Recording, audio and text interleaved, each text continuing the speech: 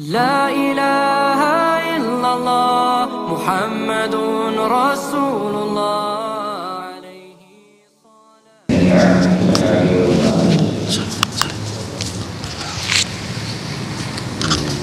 أشهد أن لا إله إلا الله وحده لا شريك له وأشهد أن سيدنا ونبينا محمدا عبده ورسوله سيد خلقه وخاتم أنبيائه المخصوص بالموقم المحمود الذي لم يكن فيه سوى أما بعد ومن شروط الصلاة استقبال القبلة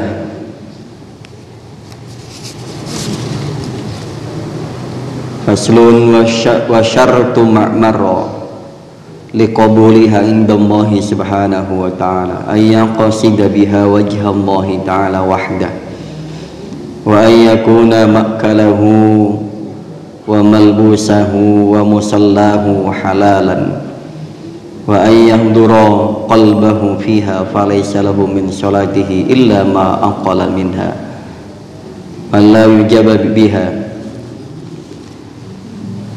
Segala puji bagi Allah Subhanahu wa taala, salawat salam semoga senantiasa Allah limpah curahkan karibaan baginda Nabi besar Muhammad sallallahu alaihi wasallam.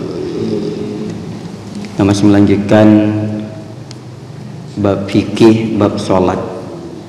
Kemarin kita sudah sampai pada wa min syurutis shalah istiqbalul qiblah. Fi syurutis shalah wa hiya ma tatawaffa 'alaiha sihhatus shalah wa laysat minha wa min syurutis shalah istiqbalu 'ainil qiblah, yaitu menjadi syarat sahnya salat, menjadi syarat sahnya salat yaitu istiqbalu 'ainil qiblah, menghadap ain itu wujud bentuk kiblat itu sendiri, yakinan diyakini fil qurbi bagi jarak yang dekat, bagi yang sholatnya jaraknya dekat dengan Baitullah, maka pastikan kita menghadap ke wujud kiblat itu sendiri. Wazonnan dan perkiraan, kira-kira fil bu'di bagi orang yang jauh dari tanah suci, jauh dari Baitullah. Bagi yang dekat pastikan menghadap seluruhnya ke kiblat, ke wujud kiblat itu sendiri. Sekali lagi bagi yang jauh wa dhannan fil bu'di, dan bagi yang jauh seperti kita Indonesia yang jaraknya ribuan kilometer, itu menggunakan zonan, kira-kira. Nah sekarang kita dibantu dengan adanya alat yang menunjukkan arah kiblat. Ai bi jami'i aradil badan fil qiyam, yaitu yang dimaksud adalah seluruh anggota badan kita itu menghadap ke kiblat. Wal qu'ud, dalam keadaan berdirinya, keadaan duduknya, la bil wajhi, tidak cukup hanya dengan wajahnya. Jadi yang menghadap itu seluruh anggota badan kita, bukan hanya wajah. Wala bil yadi, dan juga tidak cukup dengan tangan saja yang menghadap kiblat. Artinya kalau yang jauh pun harus berupaya sebisa mungkin, semaksimal mungkin seluruh anggota badan kita ngepas dengan kiblat. Kalau bisa jangan meleset-meleset urusan kiblat. Wala birrijli, juga tidak cukup hanya dengan kaki, nggak cukup hanya dengan wajah, nggak cukup hanya dengan tangan, nggak cukup hanya dengan kaki. Amma fir ruku' was sujud fa bi jumlatil badan, adapun ketika sujud dan rukuk seluruhnya menghadap kepada kiblat itu sendiri.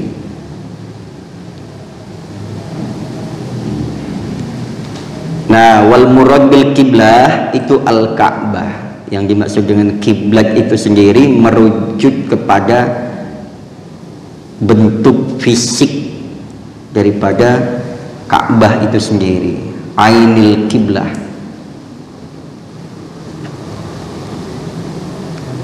Jadi benar-benar ditentukan. Ini bagi seluruh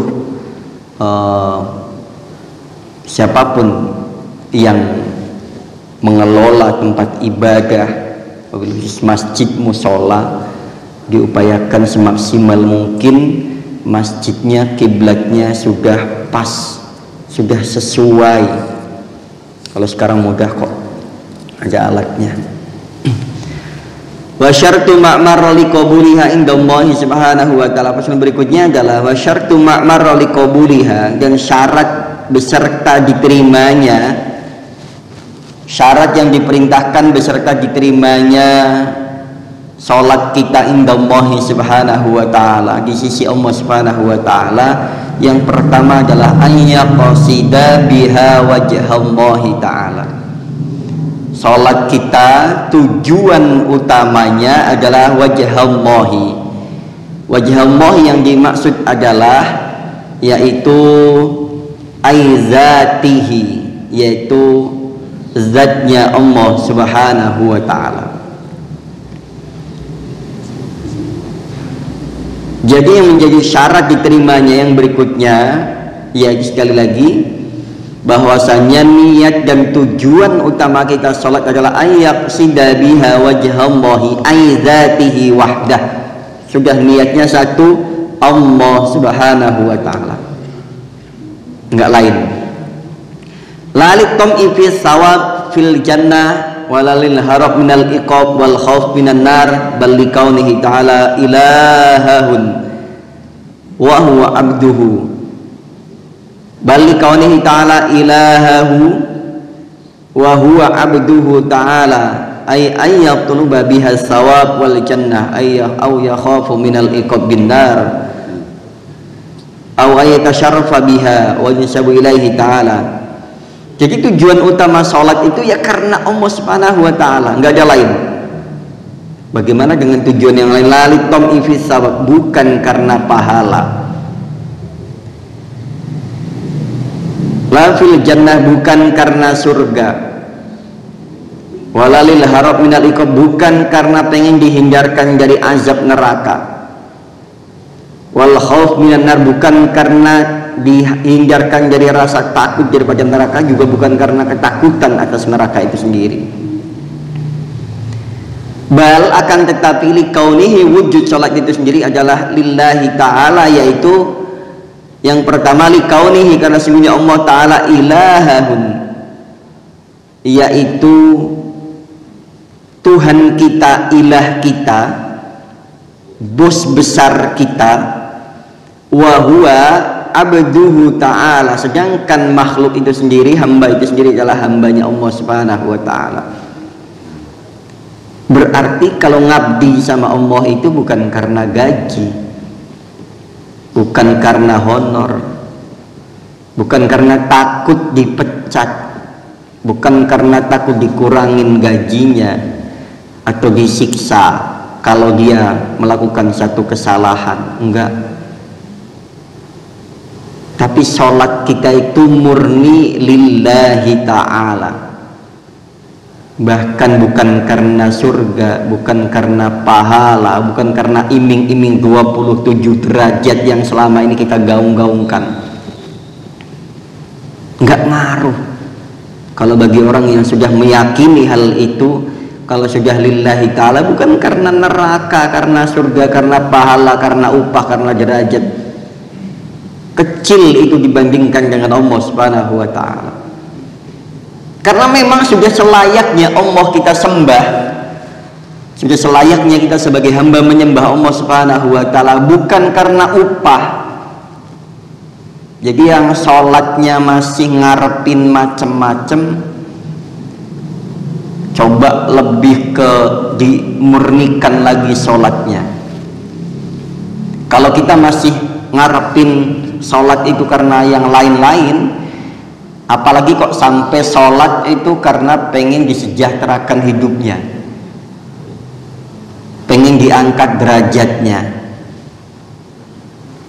Berarti tujuannya hal-hal lain di luar Allah Subhanahu wa ta'ala. Bagi Allah itu kecil. Kalau mau udah suka sama hambanya, nggak usah diminta pun yang lain-lainnya sudah Allah penuhi. Apalagi urusan rezeki, Pak. Urusan rezeki itu sudah ditanggung, di-cover oleh Allah Subhanahu wa ta'ala sepenuhnya, bukan karena faktor agama, bukan karena faktor keyakinan, bukan karena faktor kedekatan dengan Allah Subhanahu wa ta'ala. Sifat Rahman ya Allah mencakup seluruh makhluk. Dari apapun makhluknya sudah Allah cukupi dengan satu sifatnya Allah Ar-Rahman itu sendiri.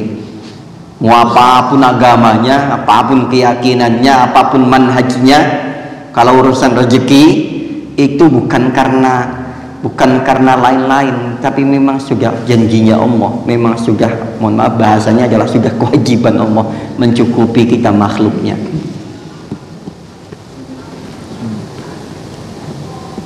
Jadi itu tujuannya. Ya sudah biha wajah Allah ta'ala wahdah. Udah, wahdah itu spesialis, hanya Allah Subhanahu wa ta'ala, bukan lain. Jadi nggak usah ngarep-ngarepin hal-hal lain, nanti biar Allah yang ngurus. Urusan yang lain-lainnya biar Allah yang urus. Kalau Allah sudah cinta, kalau kita kan cinta sama seseorang, kita nggak mau orang itu sengsara. Kalau kita mencintai seseorang, kita nggak mau orang itu kok terlunta-lunta, orang itu kok sampai nggak makan, orang itu kok sampai nggak kecukupan hidupnya. Pasti akan kita upayakan maksimal. Itu kekuatan manusia dengan kekuatan Allah Subhanahu wa ta'ala. Siapapun yang Allah cintai, akan Allah semuanya Allah cukupi, memberikan yang terbaik. Kita saja sebagai manusia berupaya begitu. Untuk keluarga saja kita banting tulang peras keringat, kita nggak ingat sampai kadang kita tidak mempedulikan urusan pribadi, bahkan sampai mungkin sebagian kita sampai jarang, sampai kasarannya ya semuanya mengutamakan keluarga. Mungkin kita bisa jadi sampai jarang kemudian mungkin makan, atau ya intinya jarang mementingkan urusan pribadi kita, semuanya karena keluarga. Itu bagaimana dengan Allah Subhanahu wa ta'ala yang sudah kagum cinta sama kita? Jadi begitu. Orang kalau sudah dilihat kok ini hamba baik banget, bagus banget, nyembahnya karena Allah Subhanahu, maka Allah nanti sudah itu udah urusan Allah lah. Nah, ayat sidabi wa jalla ta'ala wahda wa ayyakuna makalahu wa malbusahu musallahu wa halalan, dan seluruh komponen yang lainnya itu juga harus diperhatikan. Satu, yang pertama tujuannya hanya Allah, bukan lain. Yang keduanya dari mulai faktor-faktor yang lainnya itu yang melekat dalam diri kita yang dibawa sholat, itu semuanya harus halal. Dari mulai makanan kita, pakaian kita, bahkan wa musallahu, tempat sholatnya, tempat sholatnya harus halal, termasuk karpetnya dan pakaian yang melekat di kita. Bahkan sambil musolanya ini jangan sampai ada, mohon maaf, kalau ada sumbangan misalkan karpet, ada orang yang membeliin, mohon maaf, boleh dipertegas, jangan sampai ini hasil yang tidak halal.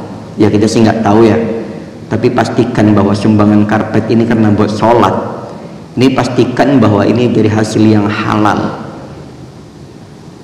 Ya perlu bagaimana cara menyampaikannya dengan pendekatan yang baik, yang persuasif dengan orang tersebut. Pastikan bahwa barang yang disumbangkan ini karena untuk umat, karena urusannya untuk sholat. Sholat itu nggak bisa asal bersih, enggak. Sholat itu harus suci. Sekali lagi, harus suci. Kita tahu suci di atas bersih. Jadi sholat itu nggak cukup bajunya bersih, nggak cukup hanya bersih, harus suci. Suci pakaiannya, suci badannya, suci musallahu, tempat sholatnya harus suci.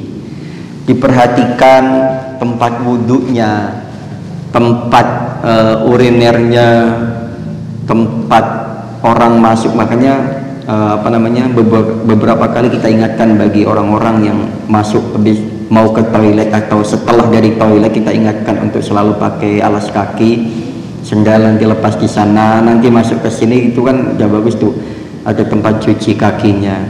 Begitupun dengan orang yang dari rumah, pakai sendal, pastikan bahwa sendal yang dipakai itu sudah bersih, sudah suci, bawa ke masjid nanti cuci kaki lagi di masjid situ.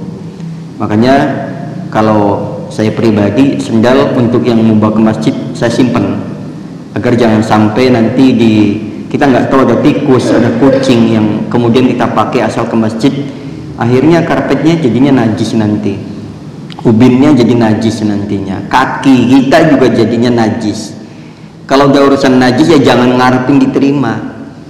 Yang penting hatinya. Sholat itu bukan hanya urusan hati, Pak, tapi semua komponen berpengaruh. Sholat bukan hanya urusan hati biar kita sama Allah Subhanahu wa Ta'ala, tapi perangkat yang lainnya harus sesuai dengan syarat dan rukunnya, nggak bisa meleset. Paling ibadah, paling jelimet itu ya sebenarnya sholat, karena melibatkan semuanya, dari mulai niatnya, tujuannya, pakaiannya, badannya, bahkan tempat sholatnya pun harus. Makanya kalau kemana-mana pergi-pergi, upayakan, bukan kita mau buruk sangka dengan tempat lain, takutnya yang dikhawatirkan semua sini sama suci ya tempat ibadah, bawa sajadah. Itu bukan karena kita alergi, bukan karena apa, tapi bawa sajadah, pastikan sajadah yang kita bawa suci. Yang kita khawatirkan tempat yang baru kita ini bekas apa atau keinjak apa atau ada apanya. Biasanya kan kalau di masjid suka ada kotoran-kotoran binatang kecil itu kayak cicak dan lain sebagainya, itu juga bisa berpengaruh. Nah oke ya, sampai dengan tempat sholatnya saja halal. Wa ayyadura qalbahu fiha, baru setelah itu baru menghadirkan hati di dalam sholat. Tuh. Jadi bahkan hati itu adanya setelah niat, tujuan, badan, pakaian, musola atau tempat sholatnya itu sendiri, barulah menghadirkan hati kita. Dihadirkan dalam sholat, nggak boleh kosong. Wa ayyadura qalbahu fiha, dihadirkan hati kita dalam sholat. Jadi sholat bukan hanya tadi cukup, tapi kemudian hati kita harus hadir.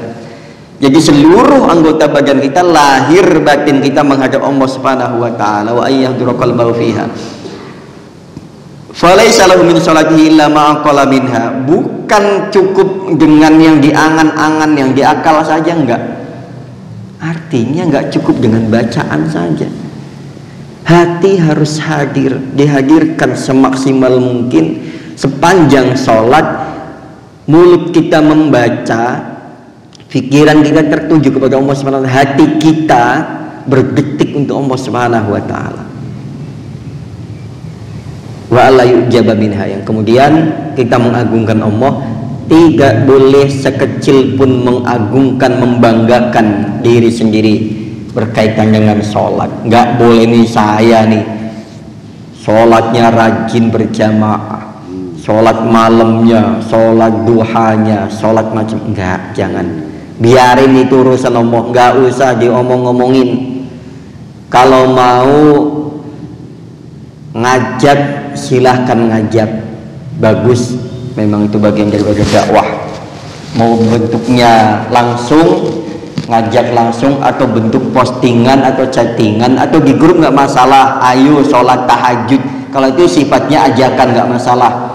Jam 2:30, jam 3, atau masih paling mentoknya jam 3:30, ayo sholat tahajud. Postingan nggak apa-apa, mau yang posting sambil tidur juga silahkan, itu rupanya ajakan, nggak masalah, silahkan. Tapi pastikan bahwasanya jangan sampai ada kalimah-kalimah yang membanggakan diri. Saya nih, walaupun disertai dengan alhamdulillah, takutnya awalnya alhamdulillah, kemudian ada ujubnya, ada membanggakan dirinya, takutnya begitu. Ya kecuali kalau ditanya, saman gimana puasanya? Alhamdulillah masih puasa. Gimana sholat malamnya? Alhamdulillah masih. Itu aja, nggak usah saya nih paling rajin sholat ke masjid, paling rajin puasa sunnah, paling rajin sedekah. Wis, jangan. Nanti menggugurkan hal-hal amalan-amalan yang sudah kita ikhlaskan selama ini jamaah sekalian. Ayo jamaah, kita perbaiki niat kita, perbaiki maksud dan tujuan kita ibadah, wabil khusus dalam hal sholat ini. Perbaiki syarat dan rukunnya agar supaya sholat kita ini memiliki kualitas yang bagus, memiliki dan menambah kedekatan kita kepada Allah Subhanahu wa Ta'ala. Kalau sudah dekat nggak usah bingung, orang udah dekat nggak usah pakai proposal juga udah tahu. Yang pakai proposal itu kan orang jauh. Kalau sudah dekat dengan Allah Subhanahu wa Ta'ala nggak usah pakai proposal. Urusan rezeki itu kecil bagi Allah Subhanahu wa Ta'ala. Urusan kemaslahatan, kemakmuran manusia, makhluknya itu kecil sekali bagi Allah. Rezeki kecil bagi Allah, urusan duniawi kecil bagi Allah Subhanahu wa Ta'ala. Perbaiki sholat kita, maka Allah akan memperbaiki hidup dan mati kita. Subhanallah wa bihamdika asyhadu an la ilaha illa anta wa atubu ilaika wa hidayah wa ridha lillahi wa assalamu alaikum warahmatullahi wabarakatuh.